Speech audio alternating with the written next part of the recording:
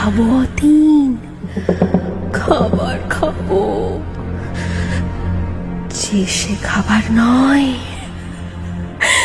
মহা ক্ষুধা আমার।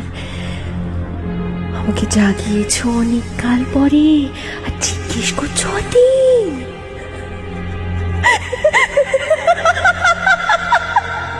আমার শরীর তুমি দেখোনি অতীন? কি চাই মা আপনার? ভোগ চাই, মহাভোগ।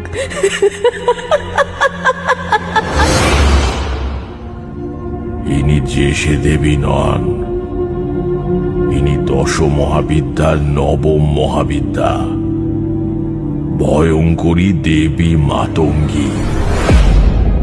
মা আমাকে ডাকেন।